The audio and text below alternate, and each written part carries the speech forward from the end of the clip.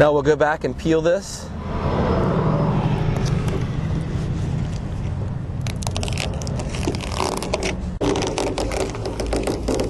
You want to peel this off kind of slow, especially if you've used the application fluid, because if you haven't given it the proper amount of time to adhere, it could possibly want to peel the letters back up.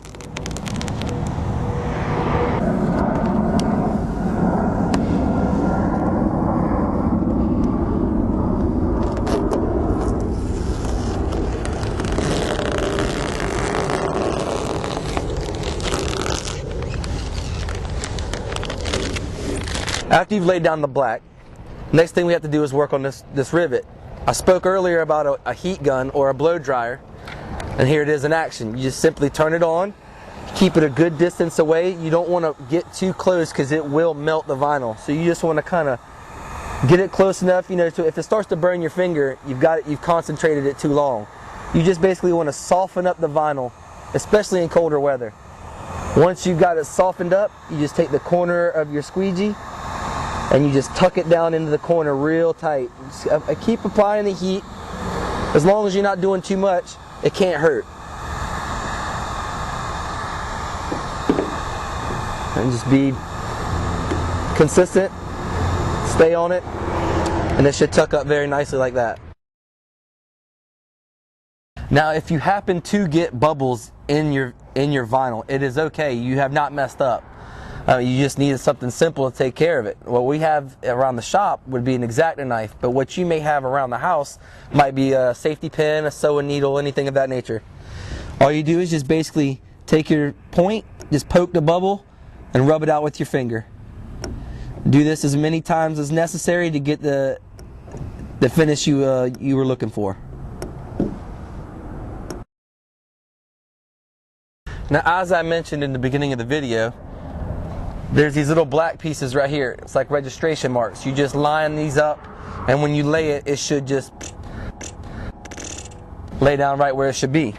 In this instance, my other color is going to be gray, and if you see, I left two triangles of the same color. These boxes were made the same size, so if I just butt the corners up,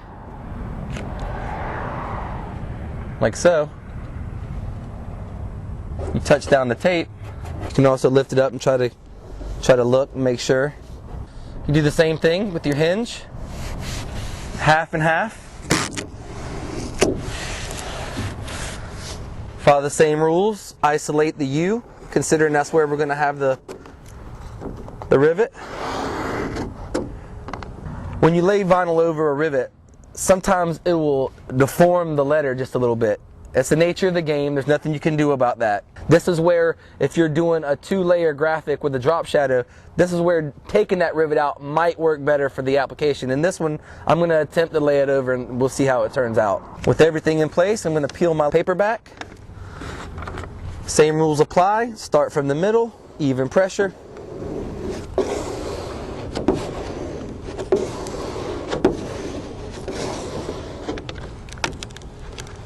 Peel the rest of it off. Start from the middle. Just work it all the way down.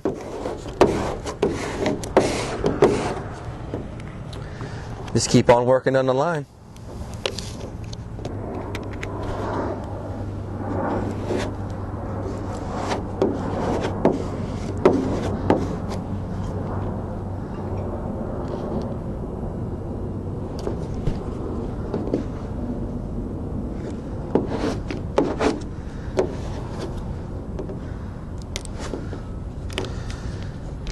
You may have to go ahead and take this off a little earlier than you would like to, because as long as the vinyl is touching the mask, it's not going to want to stretch and release like this.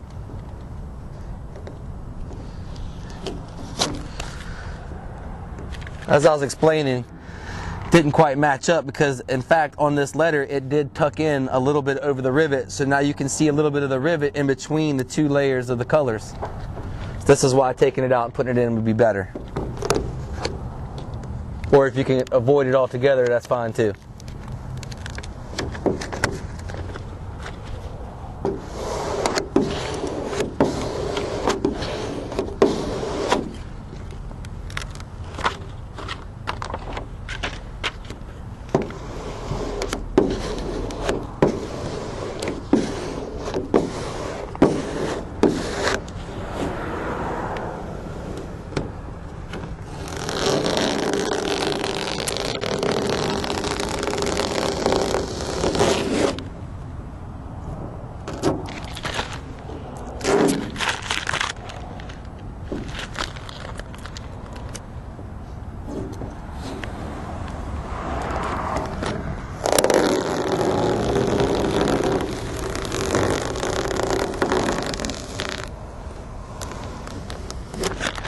Now the next step, the only thing that's left, is you peel away your little registration marks. Just do this with your fingernail to get it started. Just pinch it and it should come right off. And that's how you do the 2-layer graphic on a trailer over a rivet.